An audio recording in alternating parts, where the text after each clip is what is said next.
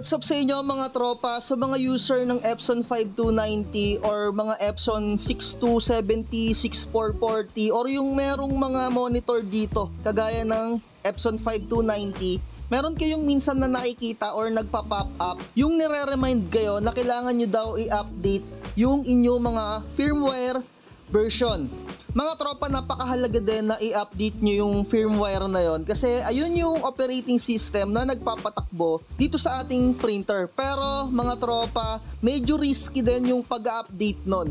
Kung hindi kayo sure na mag-update nun, wag nyo na lang galawin. 'Di ba? Kasi mga tropa, once na in-update nyo din yon, tapos nagkaroon ng brownout sa inyo or na-disconnect yung inyong printer, talagang magloloko yung inyong mga printer. Pwede nyo pang masira yung inyong mga printer. Pero mga tropa, dito sa vlogs natin na to, ituturo ko sa inyo kung paano i-update yon. Para nga pala kayo makapag-update nun, kailangan nakakonect kayo sa internet using Wi-Fi. Sa mga Epson 5290, etong vlogs natin ngayon. Pero sa mga Epson 6270 or 6460 na merong mga ganito din talaga ng mga LCD na nakikita kayo na pop-up message na kagaya ng ganyan na nasa screen natin, pwede nyo tong sundan or kagaya nga ng sinabi ko, kung natatakot kayo, hayaan nyo na lang, wag nyo lang i-update. Pero sa mga gusto na i-update kagaya ko, kasi yung pag-update din ng version ng operating system natin, napipix yung mga mangilan-ngilan na bugs or mga error na nagagawa nung printer natin. And sa security at chuchu na itong mga printer emerald natin na yun. Pero eto nga, unang-una, syempre kailangan nakakonect kayo sa Wi-Fi.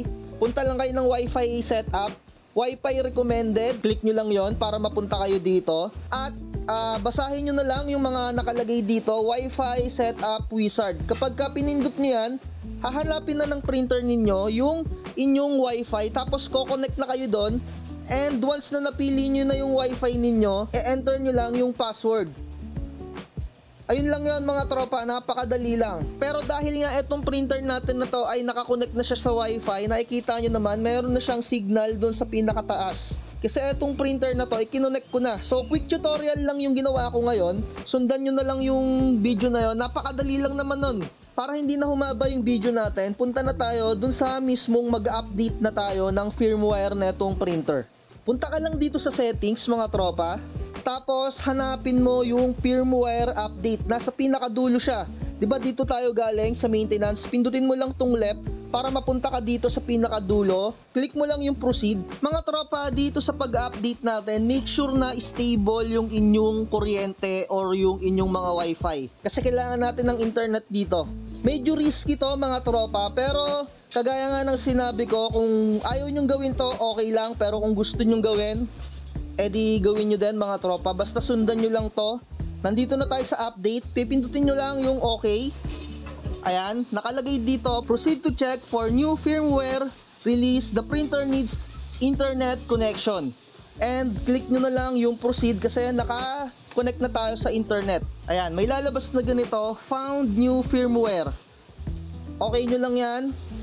Update. Click nyo lang yung yes. Wala na kayong iba pang gagawin dyan kundi mag-antay para hindi nyo na ma-experience yung nakakainis na nagpa-pop up dyan. Kaya ko lang naman to binlogs, medyo naiinis na ako or naiirita na ako doon sa nagpa-pop up doon. Pero kung kaya nyo pang hindi pansinin yung nagpa-pop up doon, wag na kayong mag-update ng kagaya nito. Kasi inuulit ko nga, medyo risky yung pag-update ng firmware kagaya ng ganito. May chance na masira yung inyong mga printer. Doon lang tayo sa totoo mga tropa. Parang cellphone din yan na once na in-update ninyo, meron din chance na masira yung mga cellphone ninyo. Ganun naman talaga. Kasi nga itong YouTube channel natin, talagang realidad yung isinashare natin dito. Medyo may katagalan lang talaga yung pag-update niyan at huwag kayong maiinip. Ayan, may lalabas dito, updating, do not turn off. Ayan, huwag nyong gagalawin. Basta as is, panoorin nyo lang and magdasal kayo na hindi mag-brown out. Ayun lang talaga. Ayan, malapit-lapit na to. Siguro it takes mga 3 minutes siguro to or mga 5. Pero sana mas mabilis, no? Inuulit ko mga tropa, pwede nyo tong hindi gawin.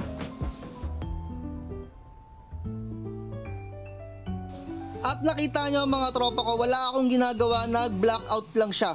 Ayan, kagaya nga ng sinabi ko, it takes 3 to 5 minutes once na nag-update kayo doon. Kaya make sure wag nyong gagalawin yung inyong mga printer once na alam nyo na nag-update siya. Pero kapag ganito, updated na yan mga tropa, at nakikita ninyo merong nakalagay doon, ayan, nagbago na siya, nakakonect na ulit siya sa ating wifi kasi nag-restart siya automatically, and na-detect na itong printer na to, nakakonect siya sa ating computer, kaya yung unang signal na nakalagay doon ay cable, pero ngayon nakalagay na ngayon yung wifi signal. Ayan, kumokonect na siya. So ayun lang, connected na siya sa ating wifi. Nakita nyo naman, wala tayong ibang pinipindot, at successful yung ating pag-update ng firmware. Inuulit ko, kung hindi kayo sure sa gagawin nyo na ganito, kasi medyo risky talaga siya, sa realidad lang tayo, sinasabi ko lang sa inyo. Pero hindi ko kayo tinatakot, basta wag na wag nyong huhugutin yung inyong printer once na nag-update siya. Ayun lang. Dito na natin tapusin yung vlogs natin na to. Message nyo lang ako kung gusto nyo mag-avail ng mga printing template natin, at sinasabi ko sa inyo, medyo mahal or costly yung mga printing template natin. Pero kung into printing ka talaga, goods na goods to. Pero kung marunong ka naman mag-layout, wag ka na mag-avail nito para hindi din masayang yung pera mo. 'Di ba? Doon lang tayo sa totoo, hindi ko kayo pinipilit, kung gusto nyo lang mga tropa. At lagi ko sinasabi, wag magpapauto. Bye-bye. Like, share, and subscribe. Huwag kang magpapauto, mag-isip ka sa pilian. Sa laro ng buhay, dama ang tampuhan.